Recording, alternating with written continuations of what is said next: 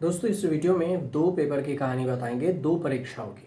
और इस पूरे मामले की बात आपको समझाएंगे एक एक कर। अगर आप आसान भाषा में समझना चाहते हैं तो इससे आप वीडियो में थोड़े बने रहिए, आसान भाषा में आपको समझ में आ जाएगा। सबसे पहली बात यह है कि यूके ट्रिपल एससी पेपर को लेकर जो विवाद था कि यहाँ पर पेपर लीक हो गया था यूके ट्रिपल एससी का, तो इस पर जो कमेटी बनाई गई है, सीबीआई की मांग हो रही थी और हंगामे बवाल के बाद अब सरकार इस पर एक्शन ली है। तो क्या कुछ एक्शन ली है इस पर भी बातचीत होगी। और दूसरी बात, जो एक पेपर और है जिसकी चर्चा है वो है यूपी को लेकर, यूपी पीएससी। जो यूपी पीएससी पीसीएस की जो परीक्षा है उस पर रोक लगा दी गई है। तो आखिर ऐसा क्या हुआ इस पूरे फैसले में कि इस परीक्षा पर रोक लगाई गई? इस दोनों चीजों को समझते हैं। सबसे पहले समझ लेते हैं कि यूके ट्रिपल एससी परीक्षा को लेकर क्या कुछ हुआ। तो जो पेपर लीक हुआ था उसके खिलाफ विरोध प्रदर्शन हुए, हंगामे हुए। जो बेरोजगार संघ है उसने सीबीआई जांच की मांग की और हाकम सिंह पर आरोप लगा। तो सबसे पहली बात ये हुई कि हाकम सिंह पर आरोप लगा। जो जांच की बात हुई थी तो उसमें एक कमेटी गठन किया गया है। जो पेपर लीक हुआ था उसमें न्यायमूर्ति यूसी दयानी की अध्यक्षता में अब एक एसआईटी का गठन किया गया है। और इस एसआईटी में बताया गया है कि जो पूर्व प्रस्तावित न्यायमूर्ति हैं बीएस वर्मा, उनके निजी कारणों की असमर्थता की वजह से ये यूसी दयानी को इसमें गठन किया गया है कि इसकी पूरी पेपर की जांच कीजिए। राज्य सरकार के अधिनियम 1952 के धारा 3 के तहत न्यायिक जांच के आदेश दिए गए हैं। आयोग पेपर लीक मामले की जो गठित एसआईटी है उसको लेकर पूरी तरह से जांच करेगी और आयोग इसी के पूरे जांच करेगी एसआईटी बनाकर। अब इसमें यह भी बात है कि सरकार ने ये कहा है कि आयोग से अपेक्षा की गई है कि आयोग जल्द से जल्द सरकार को रिपोर्ट सौंपे और राज्य सरकार ने एक विशेष एसआईटी का भी गठन किया है। 1 महीने में ये रिपोर्ट सौंपने की बात हुई है, जिसमें एसआईटी के जो रिटायर्ड जज हैं उनकी निगरानी में ये पूरा काम किया जाएगा। आयोग उत्तराखंड के कई स्थानों पर दौरा करेगा, उसके बाद ये पता करेगा कि इस पेपर में जो लीक है वो कहाँ कहाँ हुई थी। सरकार की तरफ से तो बयान दे ही दिया गया है, लेकिन जो बेरोजगार संघ है उन्होंने आरोप भी ये लगाया था कि सरकार इस पेपर की जांच सीबीआई से क्यों नहीं करवा रही है। लेकिन सीबीआई की भी मांग हुई थी, जो कि सरकार ने सीबीआई जांच की तो बात नहीं सुनी, लेकिन एक सख्त नकेल रोकने के लिए दावा ये भी किया गया कि सीबीआई जांच हो। लेकिन फिलहाल पुलिस के गिरफ्त में है हाकम सिंह। हाकम सिंह पेपर लीक का माफिया है जो पहले भी जेल जा चुका है और इसी पर आरोप लगता रहा है। ये जो पूरा मामला है, जो विवाद है, वो 416 पदों की भर्ती के लिए है। 416 पदों पर 9 अप्रैल को आवेदन की प्रक्रिया शुरू हुई थी। 21 सितंबर को देश भर में इसका आयोजन था, लेकिन पता चला कि आधे घंटे के अंदर ही ये पेपर लीक हो गया और इसके 3 पेज सोशल मीडिया पर वायरल होने लगे। श्रीनगर गढ़वाल में तैनात जो लोग हैं वो भी इसको विरोध करने लगे और दावा ये हुआ कि खालिद नाम के व्यक्ति ने व्हाट्सएप के माध्यम से इस पेपर को लीक किया था। हालांकि खालिद की गिरफ्तारी हो गई। इसके बाद सीबीआई जांच की भी मांग होने लगी, लेकिन इससे पहले आपको बता दें कि उत्तराखंड सरकार 2023 में जो नकेल विरोधी कानून बनाया था, जिसमें 10 करोड़ रुपए तक की जुर्माना है और कानून के तहत में आजीवन कारावास की भी सजा है।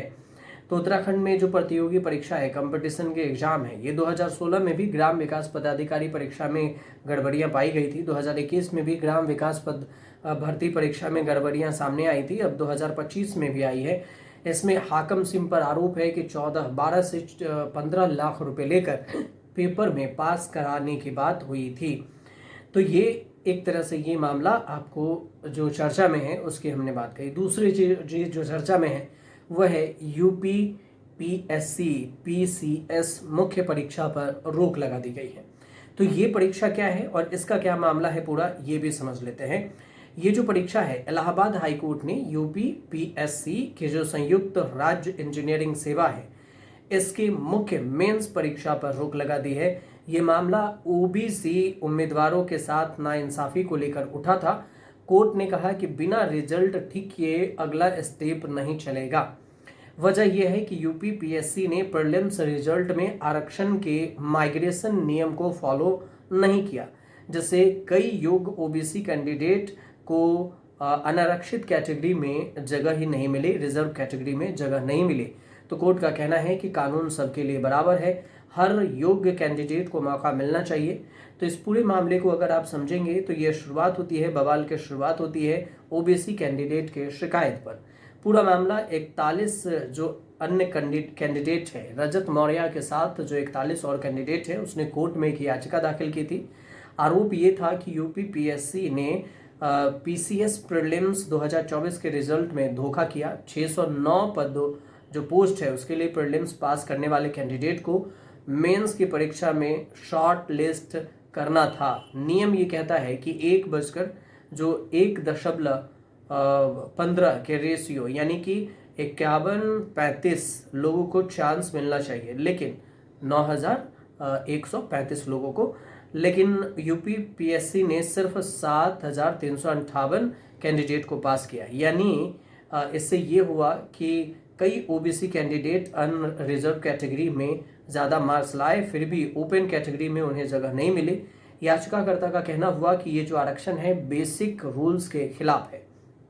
इसी पर कोर्ट में मामला पहुंचा। जस्टिस अजीत कुमार की अगुवाई में इस बेंच की सुनवाई हुई। सिंगल बेंच ने इसे गंभीरता से सुना और फिर कोर्ट ने ये पाया कि यूपी पीएससी ने माइग्रेशन प्रिंसिपल को इग्नोर किया। ये नियम ये कहता है कि अगर कोई आरक्षित कैटेगरी जैसे कि ओबीसी का कैंडिडेट अनारक्षित कैटेगरी के कट ऑफ से ज़्यादा मार्क्स लाता है, अनरिजर्व कैटेगरी से ज़्यादा मार्क लाता है, तो उसे ओपन लिस्ट में शामिल करना ज़रूरी होता। लेकिन यूपी पीएससी के रिजल्ट कैटेगरी वाइज बनाया गया और उसे ओबीसी कैंडिडेट पीछे रह गई। फिर कोर्ट ने ये साफ किया कि समानता है वो कानून का आधार है और ओपन कैटेगरी के लिए कट ऑफ में फिट बैठता है, तो मौका मिलना चाहिए था जो कि नहीं मिल पाया। तो इसी वजह से कहा गया, कोर्ट ने सीधे तौर से आरोप दिया और ये आदेश दिया है कि जो प्रीलिम्स की मेरिट लिस्ट है उसको दोबारा से बनाया जाए और बिना नए रिजल्ट के मुख्य परीक्षा नहीं होगी। पीसीएस की जो मेंस एग्जाम है वो नहीं होगा। याचिकाकर्ता की दलीलें भी थी जिसमें कहा गया था कि जो 1-3/E और 1/2024 को 10 अप्रैल 2024 के मुताबिक 9,135 कैंडिडेट को मुख्य परीक्षा में के लिए क्वालिफाई करना था, लेकिन 7,358 कैंडिडेट ही इसमें क्वालिफाई कर पाए और इसी को लेकर विवाद हुआ। तो अब अगला स्टेप क्या होगा?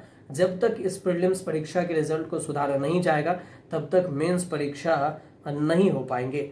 स्टूडेंट के लिए जो ये मतलब क्या है, तो ये फैसला ओबीसी और अन्य जो अनारक्षित कैटेगरी हैं उस कैंडिडेट के लिए थोड़ा राहत भरी भी है, क्योंकि अगर आप प्रीलिम्स में अच्छे मार्क्स लाए हैं लेकिन रिजल्ट में जगह नहीं मिली तो नई मेरिट में चांस बढ़ सकता है।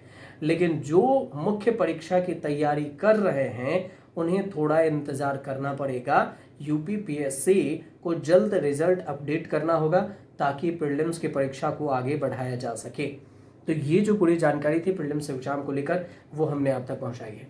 अगर आपको सही लगे या इस पर अगर कोई भी अपडेट हो, जानकारी आपके पास, तो आप हमें कमेंट बॉक्स में ज़रूर बताइए और हमारे चैनल से जुड़िए, सब्सक्राइब जरूर कर लीजिएगा।